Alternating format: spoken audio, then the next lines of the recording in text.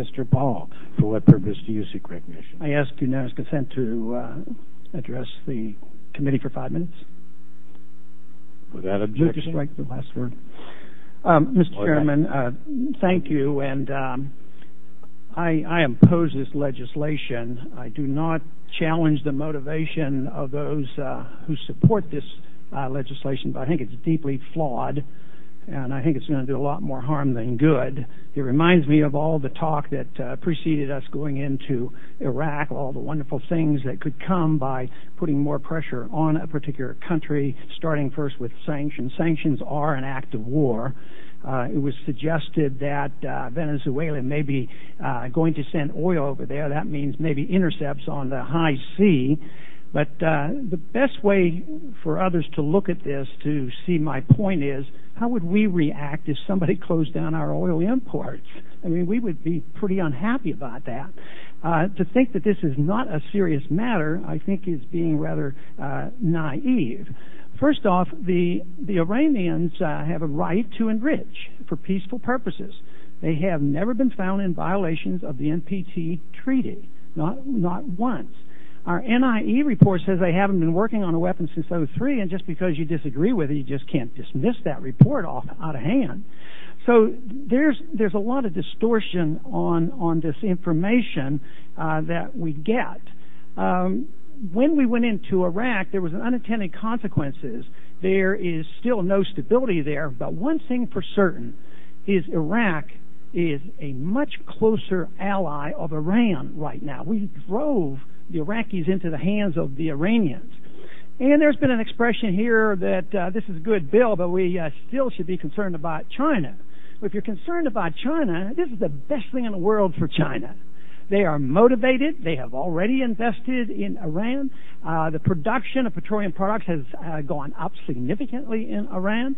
So this is a big motivation for the Iranians to do exactly what you don't want them to do.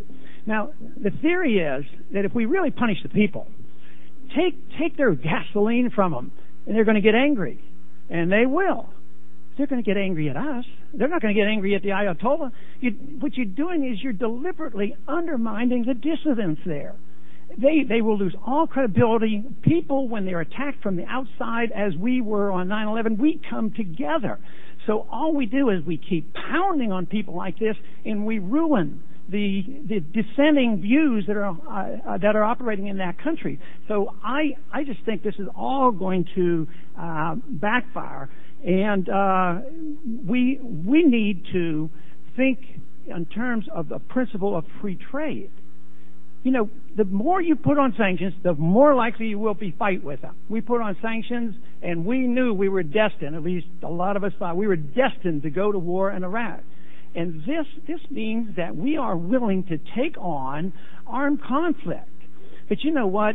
What I don't understand is your willingness to sort of disrupt what the president's trying to do.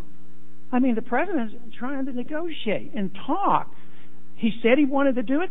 He should be allowed to do this. This just, I think, disrupts what the president's trying to do. Recently, the president spoke at the United Nations, and under his pressure and leadership, he had UN Resolution 1887 passed. He's working multilaterally to try to bring peace to that area by having a non-nuclear Middle East. So if that's the administration's position, to have a non-nuclear Middle East, then why do we do this to disrupt some of the things that he is trying to do? And I just am disturbed by us not looking through and looking at the ramifications, looking at the unintended consequences, and this pretense that we can just do this and everything is going to come out all right. Because I really believe in the long run, we will suffer, the people will suffer, and there will not be more stability. How can we get terrified of a threat from the Iranians? You know, they're a third world nation. Up until recently, they couldn't even make their own gasoline. But because of our pressure so far, they're getting quite capable of doing it. We're driving them into the hands of the Chinese. They have our money. They can control us through the dollar. And yet we're driving the Chinese into taking over just as we drove the Iraqis to become close allies of the Iranians.